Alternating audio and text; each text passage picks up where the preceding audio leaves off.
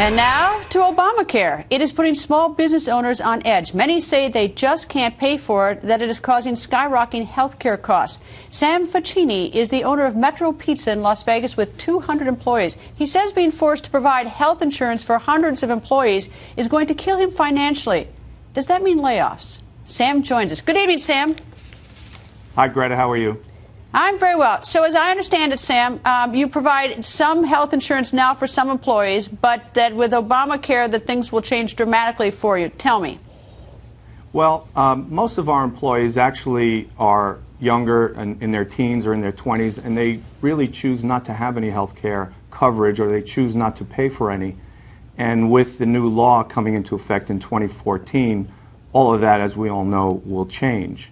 And we have a $2,000 per employee tax or penalty that we will have to pay.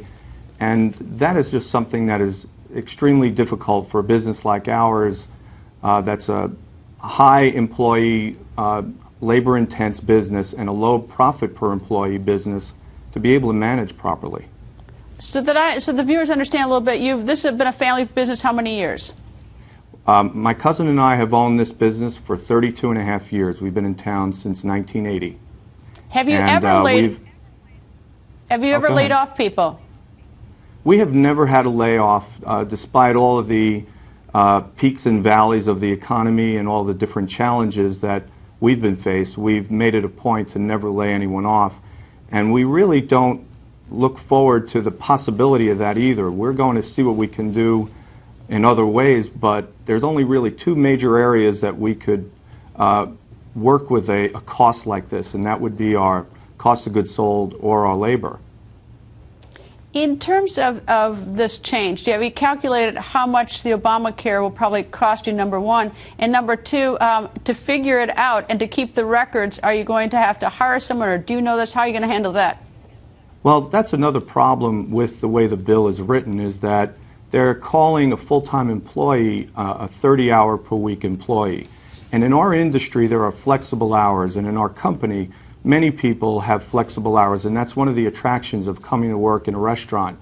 And of the 13 million restaurant employees around the country, that's one of the major attractions, is that you can have flexible hours. What that means is that you can one week have 25 hours, and another week you may be up to 35 or more.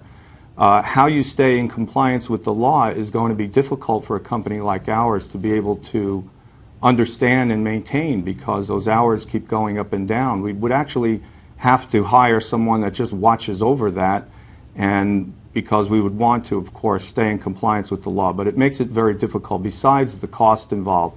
To go back to your first question, the cost to us, to our company, would be about an additional $300,000, which, quite frankly, I'm not sure how we're going to be able to pay for that without doing some other dramatic things to the way we put together our company and the way we have our financial model structured.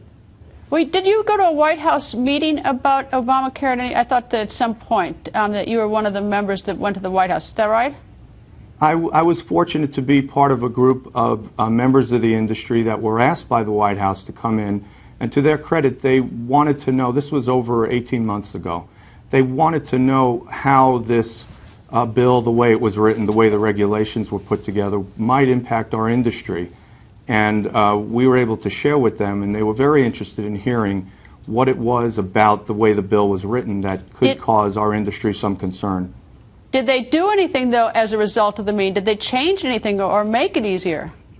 Well, you know, I honestly don't know what the outcome, the ultimate outcome of that was. They're still writing regulations, but some of what we were talking about were kind of hardwired into the law, and I think they really needed to try and understand what some of the impacts of these regulations would be on an industry like ours, which is a labor-intensive industry.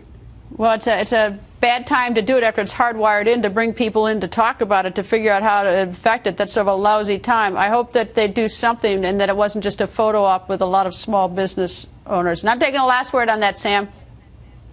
Okay. Thank you very much. Thank you, sir.